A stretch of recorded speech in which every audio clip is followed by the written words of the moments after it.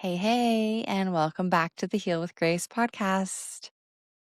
Y'all, it is my 93rd, I had to double check, third recorded episode, which means we are coming up on the 100th episode of the Heal with Grace podcast. And as I say that out loud, I'm thinking, whoa, um, what does that number mean? I was trying to think about this. I'm like, it just seems like a number to celebrate, to acknowledge. I don't know in the podcast world if that really means anything significant necessarily. I don't know. I'm still, to be honest, like new to this whole what are the most downloads mean or people subscribing or reviews, like what's important, like what do I'm looking for just as I learn this world and navigate it. I mean, the most important thing is sharing and giving you tips and learning along the way with you as well. But I just thought I would share that if you've been here for a while and you've been listening, thanks for listening. I have learned so much on this podcast journey. Never in a million years did I think that I would have a podcast.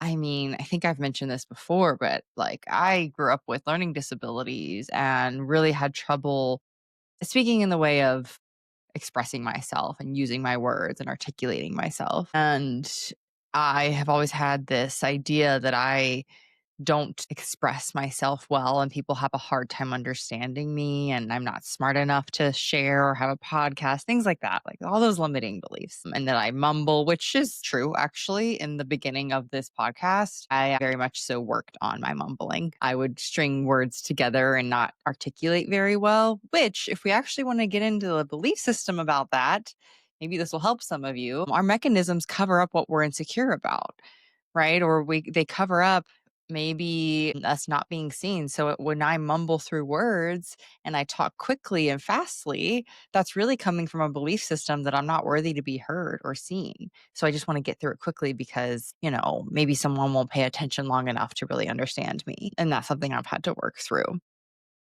because I never was really heard very well growing up and didn't have the space to express myself. So I just share that to help you again continue to learn about your own mechanisms of behavior. It doesn't mean anything's wrong with you or it's bad. It's just something we learn to protect ourselves. And for me, talking quickly and mumbling and not expressing myself was a way to stay quiet and silent and not ruffle any feathers or, show up in a way where I would feel or get rejected because that probably happened a lot. Yeah. All right. Well, that was an intro to a podcast that this podcast has nothing to do with that, really. So we're going to go ahead and get started and learn about what is the dark side of clean living. What is the dark side of a healthy lifestyle? And what does that actually mean? So, here we go. Have you ever tried to be so healthy that you actually made yourself sick? I have. I have so many times, actually. Living clean, eating clean, non toxic is such a world, right? I am sitting here from a place of I live in that world. And I have lived both in the rigid side of it and the unhealthy side. And I feel like I've really come into a balance with it all in terms of healthy culture, healing culture, clean living culture, non-toxicity, all the things. And I just want to bring a little bit more awareness to it because I feel like there's not enough, we don't talk about this enough. Where when you first and foremost, when you have dealt with any type of health issues, mental or physical health, eventually you might make your way to this world of changing your diet, changing your lifestyle. Let's just talk about the physical implications of it, right? So things like changing your diet, biohacking, changing the way that you show up in the world, using different mechanisms like healing tools, like medical devices and things to help soothe your nervous system or to detox your body. I mean, we could go on and on and on, like clear out your house of toxins, all the things. That world, actually, to be honest, I say world. It doesn't have to be a world. It just is. It's something, right, that we're becoming more aware of as people in society, which is not a bad thing. If you haven't noticed on this podcast, I really just like to bring balance to things because us as humans like to be really all or nothing. And I think that's where this world has gone. And this idea of if you're not living in this clean way, then you're hurting yourself. And so I'll just going to share my story around it in hopes that it helps you because when when we do anything from a sense of urgency or rigidness or all or nothing, there's not often a lot that comes from it, a lot of good that comes from it. Maybe for a little bit. The same way we talk about shifting how you respond to your symptoms, shift with a sense of compassion and flexibility and curiosity instead of pressure and rigidness and perfectionism. And so I think that that's where a lot of us can get stuck and when we learn about clean living. So I first kind of started to change the way that I see my health back honestly in college, kind of grad school era where I was dealing with a lot of pain. And if you haven't heard my story, you can go back into episodes to hear that. I went to a functional holistic doctor who put me on the paleo diet and told me that just educated me essentially around the types of food we eat and what's in our food and how to change your diet to help heal your body. So I mean, this is completely new to me. First and foremost, I was one of those kids who literally lived off chicken fingers and grilled cheeses and hot dogs. I was incredibly picky, incredibly sensitive child. So sensitive. I mean, I was like, yeah, I probably should have been diagnosed with a sensory processing disorder, but I was not. And so I was just very picky about a lot of things and specifically food. So when I came to this world and this doctor was like, you should be eating this way. We just want to make sure our bodies are clean. We're going to go help you go through a detox. We're going to help put you on these supplements and all the things. So I went down that route and my characteristics were the ones of getting really rigid and all or nothing about it. So this isn't everyone, right? It's not bad for everyone. But for people like me who take things on and want to do it perfectly, I that's what I did. I wanted to do this perfectly. So I got in my brain that, oh, well, if I stray even 1 ounce from this diet, I am going to have symptoms. I am going to get sick. I am not going to do well and I'm not going to heal. Man, that's a lot of pressure. That's so much pressure, especially back then. This was probably like 20, oh man, I don't know, 13, 14. Gluten-free stuff was not available everywhere. Paleo diet was brand new and not really heard of, and everyone around me was like, "What are you doing, Grace?" Thinking I was crazy. I brought kombucha to a party one time when this was the era I drank a lot and I was surrounded by a lot of people that drank a lot. And I stopped drinking, which was I mean, to be honest, that is huge for me. That was huge for me at the time. I drank a lot. Yeah. So, my point being is I went down a very, very strict diet. That is when I developed an eating disorder, clean eating disorder. It didn't start off on calories and fat and wanting to reduce my body, but it ended up being that way. And lifestyle perpetuates it, right? That the clean eating community kind of perpetuates that. And we forget that actually, the more pressure you put on yourselves, the worse it is for your health and your body. So if you're eating so clean, no sugar, no dairy, no gluten, only complex carbs, like you're eating so specifically, it will hurt you more if you're rigid around it and shameful about it and putting a lot of pressure on yourself than it will if you actually eat some of these things that are supposed to be not great for your body. Like, we have to remember that it's not just food or it's not just lack of toxins in our bodies that affect us. It's our emotional state. We know that very much so with mind body neuroplastic symptoms. Our emotional state, the pressure, the stress, the negative thinking that we put on ourselves that actually, to be honest, hurts us way more than drinking alcohol or eating some dessert. And so I just really, really want to help people grasp this. It is not just the physical side, it is truly the emotional and the mental side that's going to help us. So it first started off with clean diet. Then I went down the rabbit hole of non toxic products and everything that I use, everything that I wear, anything I put in or on my body, which again is not a bad thing, all in moderation.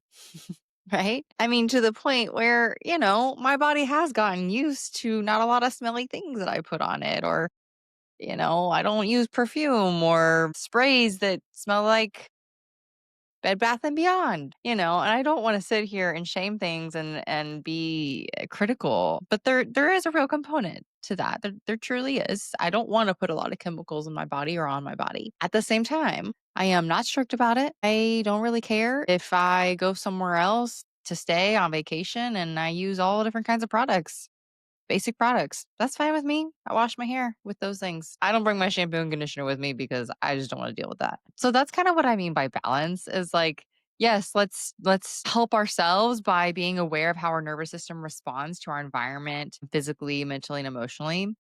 And also, we know that if there's worry around it or pressure around it, that's worse than actually the lack of products that we put in ourselves or the lack of toxins that we put in our bodies. So the one thing that I want to note here is that, again, with all or nothing way of thinking, I started to go into the opposite end of the direction when I was healing from my eating disorder. Because as you go through eating disorder recovery, you have to get to a place where you recognize all foods are good. We got to get away from that rigidness. Your body does not depend on the food that you eat, the type of food that you eat. Your body image does not mean everything about you. There's a lot of things that we have to unlearn, and for me, it was really like the clean eating. For other people, it might be that carbs are not bad, calories are not bad, fat is not bad, saggy skin is not bad, things like that. For me, it was it's okay if my food is not quote unquote clean or that I'm eating something with extra chemicals in it. That for me was what I had to get through and get past. And so I started to kind of go in the opposite in a direction where I just didn't give a crap what I ate. I didn't give a shit. Well, I shouldn't say it that way. It's not that I didn't give a shit. It was more just like I learned how to eat to fuel my body and to enjoy what I was eating. And then I just kind of stopped there. I didn't think about it. I had to let go of the nuance of clean living and eating. Really, like, I think for me, it was really important to let go of that for a few years and truly just didn't care that much at all. Didn't lean into it. Like, all right, sure. I maybe would continue to buy some of the products that I bought, but like I didn't really give too much of a thought around it. Well, here we go. We're going to talk about it because I think, especially if you're listening to this and you are in recovery, or maybe you're a practitioner who's an eating disorder therapist or dietitian or something, I'm going to talk about something that not everyone agrees with. Is that sometimes we can get stuck in the recovery world around the fact that it's bad almost to focus on food as medicine. That if you buy certain products or only ask for almond milk or oat milk at the coffee shop instead of regular milk, well, then you're disordered and that's not okay. And you're actually not recovered. There's this like weird culture here where I remember going out to eat with some people sometimes, especially if they were eating disorder clinicians or dietitians. I felt very balanced and good and recovered in my place, but I would question what I was ordering because I was like, well, if I don't order something with carbs or sugar, are they going to think that I'm disordered? Or if I prefer the oat milk, are they going to judge me for that? I do think that we need to recognize that judgment around food at all is not okay. Everyone needs to have their own balanced way of eating. And if that is not choosing the dairy milk, not because you're not allergic or not because you're intolerant, but because you prefer that and maybe you have learned that you don't want to drink the added hormones in dairy, that needs to be okay. It doesn't mean it's disordered. It can become disordered, sure. It can. Like I said, for me it did. Yeah, no dairy, no gluten. I thought everything was the devil. But I think that we need to bring this awareness to the judgment around what we have as food, whether that is when you're in recovery, when you're not, and understanding that it's all about balance and integration, balance with physical environment, mental environment, emotional environment. That all matters. The way we approach ourselves and our life matters more than what we do with it, right? The way we approach food matters more than the food itself. The way we approach our emotions matters more than the emotions himself somewhat, actually. I will put a caveat there is that we do need to be able to express ourselves and have all emotions be okay. But if we're approaching them from a place of judgment, that's not helpful. The way we approach our thoughts, our mental health matters so much, regardless of the fact of how we're experiencing our mental health. So, over the years, especially having I've had one foot in eating disorder world, one foot in chronic illness and pain world. And it's very interesting to be here because there's a lot of judgment in both worlds around what you eat, what you don't eat, how you live, what products you use, all the things. And so, what I'm realizing is the most important things are how you listen to your body instead of going about the rules that you may have learned that work for someone else. Caring for your nervous system as the foundation, not just what's on your plate, and really moving away from perfection towards trust. So, for example, enjoying pizza with friends without spiraling, regardless of what world you're in. I actually remember when I was really deep in it, when I was truly in orthorexia, which is really clean eating obsession, rather than just rather than anorexia or bulimia, it was really this orthorexia, like hyperfixation on clean eating for me at the time. And I was going to this naturopath who would talk about balance, and he was like, "Yeah, me and my wife go get pizza every Friday." And in my mind, I was judging the shit out of him. I was like, how can he sit here and talk to me about a holistic natural lifestyle if he's going to eat pizza every week? And in my mind, I was like, once a week? That's insane. That's so bad. Like, he's not good at this. Man, I had such a judgmental mind at that point. And really, at the end of the day, it's very healthy. If that's what they enjoy and they love to do, 100% go do it. The most important thing is just choosing balanced, nutrient dense meals when they feel good and not because of rigid rules, and having a flexibility and awareness at the same time. So that's my soapbox for clean eating and lifestyle, really understanding that the more that you try to make it perfect, the more that you try to go down this route of detoxing your body, eating clean, not doing things in your life because you're afraid of the food or the toxins or the environment you're going to be in, that's when it becomes disorder. That's when it becomes a problem, is when it impairs your life. Not because you're choosing maybe to get more sleep and stay in a little bit more, but if you're staying in all the time and you can't get away from your routine, that's a problem, right? Do you see the difference here? Like choosing things because it feels good and you're choosing yourself, like you're choosing what you know will help you feel good the next day. So maybe not staying out as late or maybe eating a certain meal that you know is just going to help you feel good. That's all wonderful. It's just that we don't want it to become this rigidness where if you stray from it, you're fearful and you're afraid something's going to happen or you're not good enough or you're not doing it well enough. That's where this gets sticky. So the real healing lies in safety in the nervous system to know that when you feel okay and safe, it's okay to have this balanced lifestyle. We don't need the rigidness and the restrictions and the rules. We know from this work that flexibility and curiosity and compassion towards the body it's the medicine, it's everything. If we are shaming ourselves or judging ourselves or trying to fit in this box of this biohacking, clean living lifestyle, it's going to stress you out more than actually help you. So just remember that. If it stresses you more than helps you, it's not helpful. So let's redefine health as freedom, not restriction. The more you tune into yourself, the more freedom you should have. It shouldn't be putting you in a box. So just a few things to close out here is that remember that the dark side of living is that it steals the very thing you're trying to protect, your health, your joy, your life. If it is stealing that, if it's taking away from you living your authentic life with joy and liveliness and peace, it's hurting you, not helping you. So start to ask yourself, are you making your choices from fear and control or from trust and care? I hope you have a wonderful rest of your day or evening whenever you're listening to this. And if this sparked any kind of like, oh my gosh, that sounds like me, or I am definitely in that, or maybe I'm edging towards that, and you want a little more support in this area, this is this blend of like trying to understand healthy living and going from eating disorders to chronic health and pain and being in both worlds and being in both recovery worlds, that is my jam. It's where I meet you. And I have one on one spots available for therapy if you are wanting that support. So find the link below, reach out to me, and I would love to see if you are a good fit. And I have a couple spots left for the rest of this year. All right, lovelies. I will talk to you next time. Keep healing with grace. See you later.